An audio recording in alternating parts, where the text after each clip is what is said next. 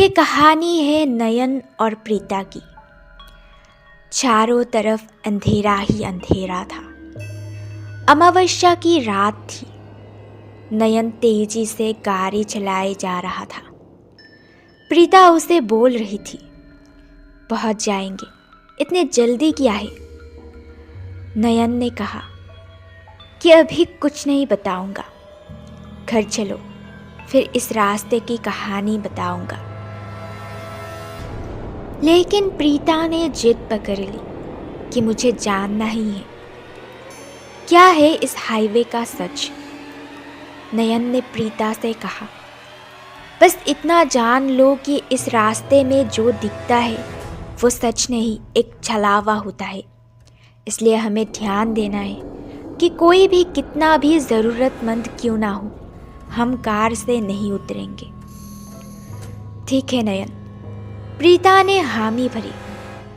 तभी अचानक गाड़ी के सामने बदहवास सी एक लड़की टकराई। गाड़ी के शीशे पर हाथ दिखने लगी। उसकी हालत बहुत खराब लग रही थी और उसके कपड़े भी फटे हुए से थे। नयन ने प्रीता को कहा, यह हमारी आंखों का धोखा है, तुम ध्यान मत दो। तभी प्रीता गुस्से में बोली, यह लड़की मुसीबत में है और तुम कैसी बात कर रहे हो, हमें इसे बचाना चाहिए। मैं सही बोल रहा हूँ, यह लड़की हमारी आंखों का धोखा है, तुम बात को समझो। हम अगर गाड़ी से उतर गए तो हमारे जान को खतरा होगी। मैंने इस जगह के बारे में दादी से बहुत सी कहानियाँ सुनी है।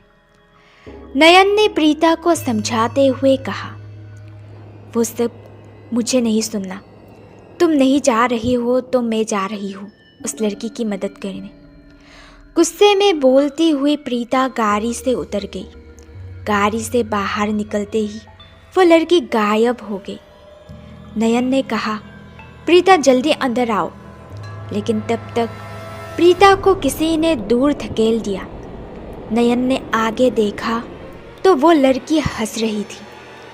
प्रीता उठ नहीं पा रही थी। इधर नयन गाड़ी से निकल नहीं पा रहा था। लग रहा था कि कोई बाहर से गाड़ी को जोर से दबोचे हुए है। अब नयन का दिमाग काम नहीं कर रहा था कि क्या करे। प्रीता रोते हुए नयन को पुकारे जा रही थी। तभी नयन को याद आया कि दादी ने उसे बताया था कि जब भी ऐसा कुछ हादसा हो, जब हम कुछ नहीं कर सके तो भगवान को याद करना। उसने तुरंत अपना फ़ोन निकाला और महामृत्युंजय मंत्र लगा दिया। फिर भगवान को याद करके जोर से गाड़ी की डोर को धक्का दिया। उसे लगा कि जैसे दादी उसके पास खड़ी है।